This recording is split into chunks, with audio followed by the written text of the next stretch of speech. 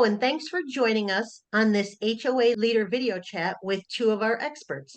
My name is Gabriella Felisko, and today I'm joined by Danielle Wang of Virginia and Phaedra Howard of Minnesota. This month, we're discussing when it's okay, if ever, for a board to decide that it can grant a few individual unit owners common area space. In the case we're discussing, the manager explained to a new board member that, quote, a few units, including that of the board president, wanted to run mechanicals to the roof for air conditioning and other services. And so they bumped out common hallway space. And the manager said it was necessary to accommodate these lines.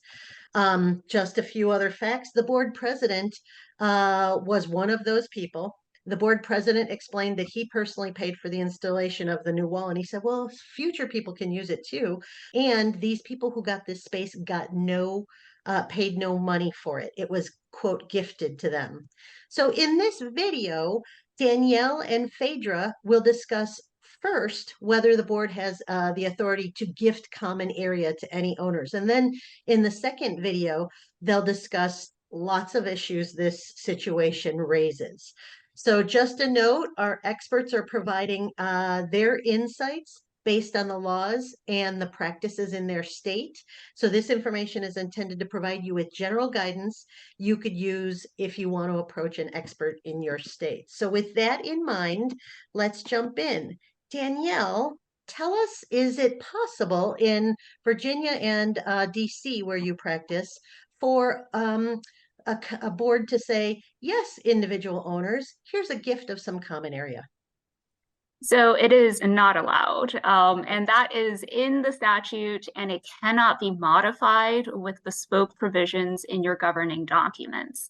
Essentially, the Virginia statute says that 100% of all of the unit owners must approve a redesignation of a common element. And it makes sense if you think about what a common element is. It is something that all the unit owners own in common with each other. So there's not one single individual that has all the ownership of that common element or the authority to convey it to someone else's ownership.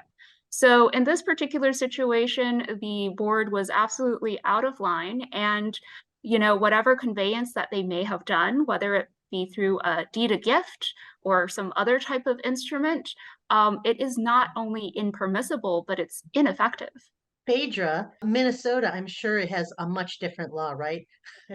No, we have exactly the same. If you want to make changes that would essentially either turn common elements into either limited common elements or a unit, or you want to change the unit boundaries, in this case, that to extend it out to enclose common elements, that does require approval of 100% of the membership. Same concept, same reason. So I don't know if this was done by a deed or they just basically enclosed it and took it for their personal use without having any legal right to it necessarily. But either way, it would not be okay to do it that way. Okay, so thanks, Phaedra and Danielle, for your quick takes on this topic. And listeners, thanks for joining us. We hope you'll join us again next month.